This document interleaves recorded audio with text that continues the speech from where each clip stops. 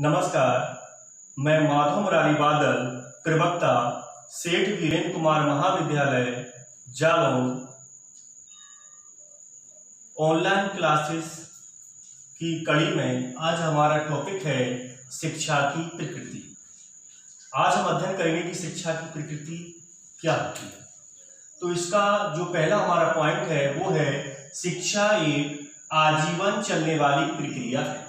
यानी कि जो हमारी शिक्षा है वो आजीवन चलती रहती है। बच्चे के जन्म से लेकर मृत्यु पर्यंत तक शिक्षा चलती रहती है। एक फिलोसोफर हैं J.S. मैकेंजी, उन्होंने लिखा है कि शिक्षा जन्म से लेकर मृत्यु पर्यंत तक चलती रहती है और जीवन से प्राय प्रत्येक अनुभव से उसके भंडार में वृद्धि होती है।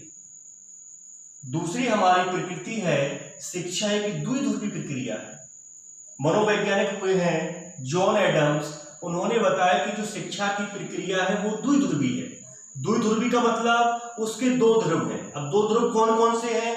तो पहला ध्रुव है शिक्षक और दूसरा ध्रुव है शिक्षार्थी। जॉन एडम्स ने इसमें बताया कि शिक्षण की प्रक्रिया में दो ध्रुव होते हैं, एक शिक्षक और दूसरा शिक्षार्थी। इसमें दोनों का सक्रिय रहना बहुत आवश्यक है। यदि इसमें एक ध्रुव निष्क्रिय रहेगा तो शिक्षा की प्रक्रिया पूरी नहीं हो सकती। जैसे हम बात करते हैं, क्योंकि शिक्षा सीखने और सिखाने की प्रक्रिया है, सिखाता शिक्षक और सीखता विद्यार्थी है। यदि शिक्षक निष्क्रिय रहेगा पढ़ाने के लिए तो शिक्षा की प्रक्रिया पूरी नहीं हो सकती, और यदि शिक्षार्थी निष्क्रिय रहेगा पढ़ने के लिए तो शिक्षा की प्रक्रिया पूरी नहीं हो सकती।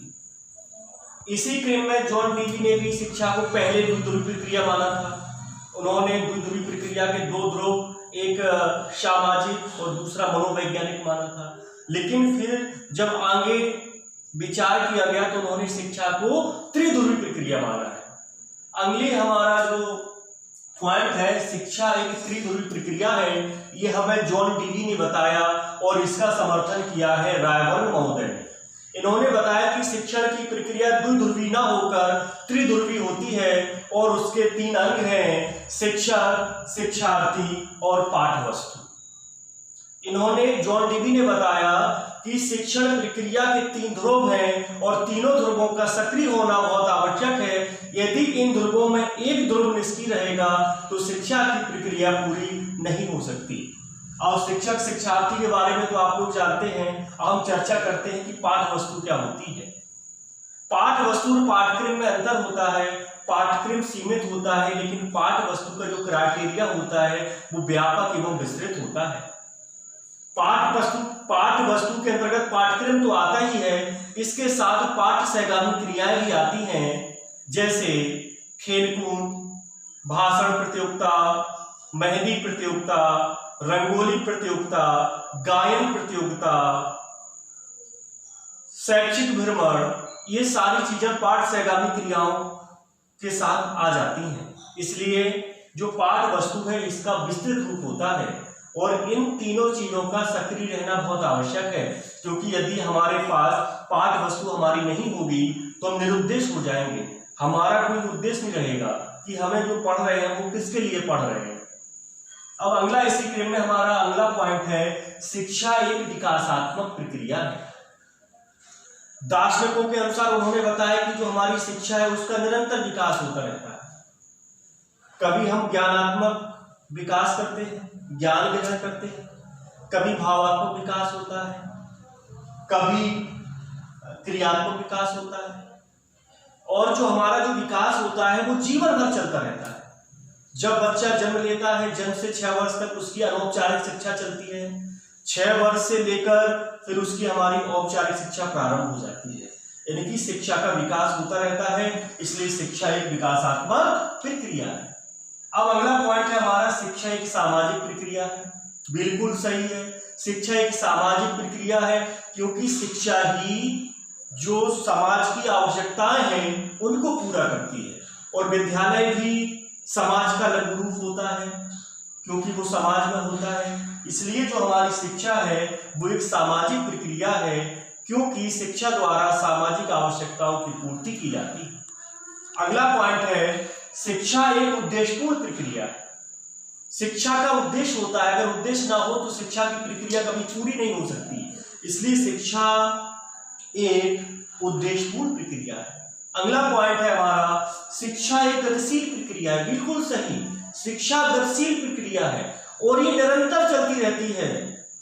जो शिक्षा है वो कभी समाप्त नहीं होती, बल्कि ये निरंतर चलती रहती है, गतिशील प्रक्रिया है। हाँ, कभी ये धीमी हो जाती है, कभी तेज हो जाती है, लेकिन ये कभी रुकती नहीं है। अगला, शिक्षा एक मनोवैज्ञानिक प्रक्रिया है। बिल्कुल सही, आज हमारी जो शिक्षा है वो एक मनोवैज्ञानिक प्रक्रिया हो गई है, क्योंकि इसमें बच्चे को मुख्य स्थान दिया गया है। आज की शिक्षा में बच्चे को प्रमुख माना गया है। जो बच्चा चाहता है हमें वही शिक्षा बच्चे को देनी है। इसलिए शिक्षा एक मनोवैज्ञानिक प्रक्रिया है, क्योंकि इसमें बच्चे का स्थान प्रमुख माना गया है। अब हम बात करते हैं, शिक्षा एक कलात्मक एवं वैज्ञानिक प्रक्रिया। बिल्कुल सही, शिक्षा कला भी है और शिक्षा विज्ञान भी है। विज्ञान क्यों है? विज्ञान क्या होता है? क्रमबद्ध एवं सुव्यवस्थित ज्ञान को हम विज्ञान कहते हैं। शिक्षा भी हमारी उसी तरह सुव्यवस्थित होती है और क्रमबद्ध होती है। अब हम चर्चा करते हैं कि ये कलात्मक कैसे होती है। शिक्षा कलात्मक है क्योंकि एक व्यक्ति ज्यादा ज्ञान रखता है, जरूरी नहीं है कि वो बच्चे को पूरा ज्ञान अपना दे सके और बच्चा उसे समझ सके, क्योंकि ज्ञान देने का मतलब ये नहीं कि शिक्षक बोल रहा है हमने ग्रहण कर लिया। जब तक बच्चा ज्ञान को ग्रहण नहीं कर रहा है तब तक वो शिक्षा अच्छी नहीं मानी जाती है। इसलिए कम ज्ञान वाला भी हमें अच्छी तरह समझा दे तो शिक्षण एक कला है।